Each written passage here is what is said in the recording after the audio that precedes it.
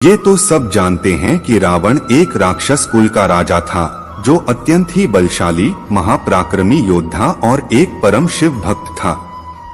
लेकिन इसके साथ ही वो शास्त्रों का प्रखर ज्ञाता, प्रकांड विद्वान, पंडित एवं महाज्ञानी था। जब धरती पर उसका पाप बढ़ गया, तब भगवान विष्णु ने राम के रूप में धरती पर जन्म लेकर उसका नाश किया था। तब रावण ने मरने से पहले भगवान राम के छोटे भाई लक्ष्मण को कुछ उपदेश दिए थे, जो आज के समय में भी लोगों के लिए सफलता की कुंजी है। रावण जिस समय मरणासन्न अवस्था में था, तब भगवान राम ने लक्ष्मण से कहा कि इस संसार से नीति, राजनीति और शक्ति का महान पंडित विदा ले रहा है। तुम उसके पास जाओ और उससे जीवन की कुछ ऐसी शिक्षा ले लो जो और कोई नहीं दे सकता। राम की बात मानकर लक्ष्मण मरणासन्न अवस्था में पड़े रावण के सिर के पास जाकर खड़े हो गए।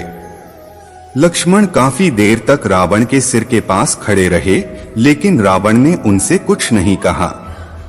इसके बाद लक्ष्मण वापस लौट आए और प्रभु श्री राम से सारी बातें बताई। तब भगवान राम ने लक्ष्मण से कहा कि अगर किसी से ज्ञान प्राप्त करना हो तो उसके चरणों के पास खड़े होना चाहिए, न कि सिर के पास। यह बात सुनकर लक्ष्मण वापस रावण के पास गए और उसके पैरों के पास खड़े हो गए। उस समय महापंडित रावण ने लक्ष्मण को 5 ऐसी बातें बताई जो जीवन में सफलता की कुंजी है। लेकिन साथियों, यदि आप हिंदू हैं और भगवान राम के भक्त हैं, तो आप हमारे चैनल को अवश्य सब्सक्राइब करें। रावण का पहला उपदेश यह था कि इंसान को कभी भी अपने शत्रु को खुद से कमजोर नहीं समझना चाहिए, क्योंकि कई बार जिसे हम कमजोर समझते हैं वही हमसे ज्यादा ताकतवर साबित हो जाता है।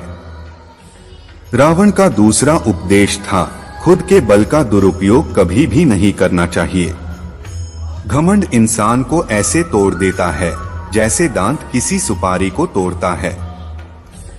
रावण का तीसरा उपदेश था, इंसान को हमेशा अपने हितैषियों की बातें माननी चाहिए, क्योंकि कोई भी हितैषी अपनों का बुरा नहीं चाहता। रावण का चौथा उपदेश था, हमें शत्रु और मित्र की हमेशा पहचान करनी चाहिए। कई बार जिसे हम अपना मित्र समझते हैं वे ही हमारे शत्रु साबित हो जाते हैं, और जिसे हम पराया समझते हैं असल में वे ही हमारे अपने होते हैं। रावण का 5वां और सबसे बेहतरीन उपदेश था, हमें कभी भी पराई स्त्री पर बुरी नजर नहीं डालनी चाहिए, क्योंकि पराई स्त्री और बुरी नजर डालने वाला इंसान नष्ट हो जाता है।